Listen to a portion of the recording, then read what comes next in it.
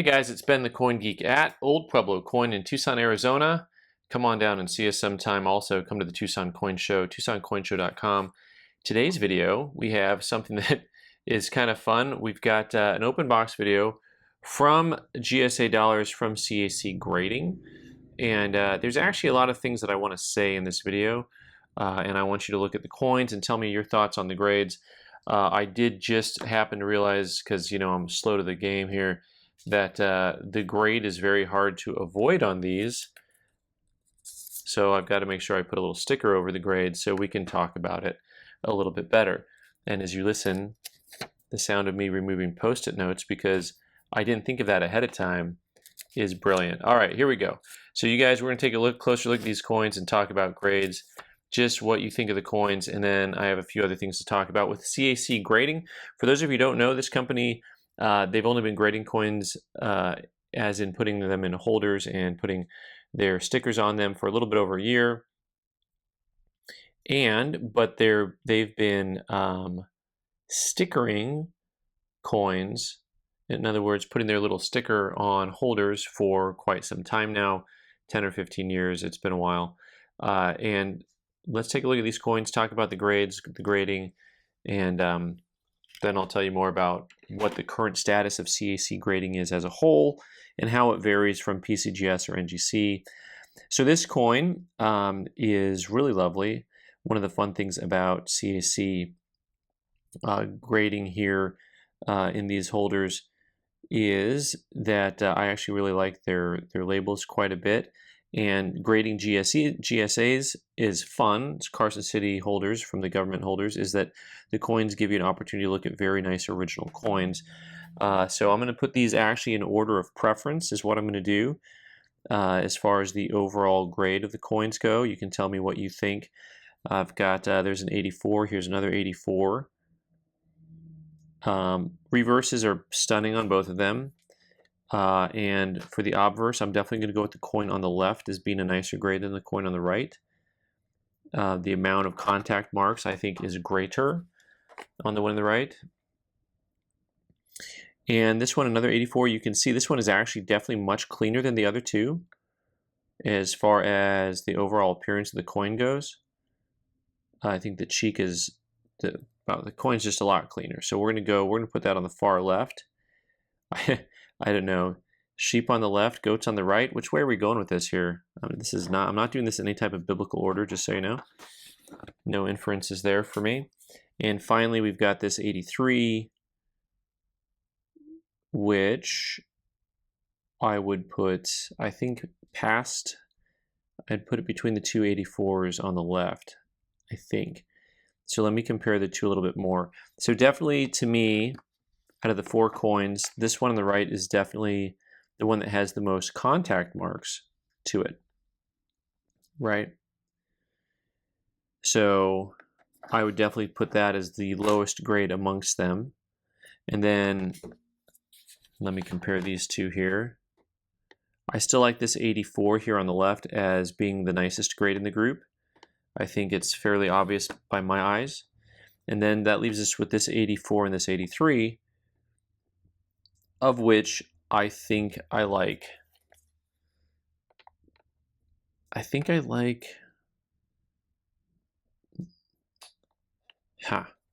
Well, that 84's got a nicer reverse. The 83, I think, has a nicer obverse. So this is the splitting hairs, and this is why things can have the same grade, mind you. So maybe they're the same grade, maybe they're not. But I still kind of prefer the 83, actually, now that I look at it, because I just don't like the weight of those contact marks here. This is my order. Now, your order could be different. That's what grading is all about, right? So if you see coins out in the open marketplace and you really prefer this coin for the price over that one, well, that's great. You get to do that. You get to choose kind of what you like. Now, before we do the grade reveal, I want to talk about your turnaround time on these and price points. So this probably cost me 30% less than it would have cost me to send it to PCGS or NGC when it's all said and done. And also the turnaround time was 2 weeks. So for this particular order, and mind you, we're filming this in the summer, late summer of 2024. And so CAC grading has a pretty quick turnaround right now on their coins for grading, I think, versus PCGS or NGC. Now, PCGS and NGC both have gotten a lot better compared to the COVID push that we all saw. All right, let's do a grade reveal, and then we can talk a little bit more about CAC grading. Here we've got this 84 in a 62 holder. Okay. Once again, very conservative grades. That's what CAC grading is known for. This, to me, could just be a basic 63 coin, but I'm not going to argue about 62. It definitely has some chatter that's, you know, to me, it's not super distracting, but so I'm not going to argue on that one. I think that one's just fine the way it is on there. Now, 662 also. So on this coin here, I would have probably, once again, I'm not going to argue it, but 62, you know, they're taking these heavier marks on there and just saying, you know what, we're going to discount it below 63 because of those heavier marks.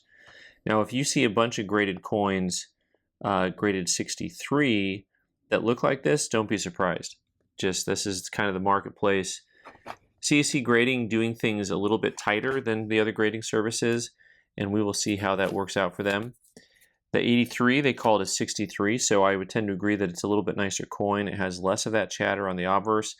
I was distracted a little bit just because the reverse of the other two coins were stunning, and then this has that little mark there under the In God We Trust. Like the most common marked place on these Morgan dollars, that area right there, it just gets lots of hits to it. But really, really lovely on that one. And then last but not least, the coin du jour, the one that I thought was definitely the nicest, a 65, which I'm pleasantly surprised with. I like the grade. I think that's accurate. I don't think it really ties in too much to their, what would I say? So sometimes with the CAC grading, we're seeing coins that feel like they're a full grade off. In other words, you know, you'll see a coin that you think is a 65 and they graded it a 64. But this coin to me looks and feels every bit like a nice, attractive 65. And that's how it got graded. So, you know, we haven't used CAC grading a lot. We had a customer sending some coins in for GSA grading, and we decided to piggyback on that and throw some coins in for us. And this is good. I mean, you know, so far all this has been good. The little bit that we've used CAC grading on other coins, you know, we weren't as happy with the grade results. And, you know, I felt, and here's the thing. Well, no, I'm going to do a separate video on this probably, but it has a lot to do, I think, with what they consider to be quality surfaces and how they interpret quality surfaces. And we'll just talk about quality surfaces in another video because it belongs in another video. So leave your comments down below, guys. Thanks so much for joining me today. I'm Ben the Coin Geek. You can subscribe by clicking on the owl button in the corner and watch more videos on the right side of the screen. Thanks.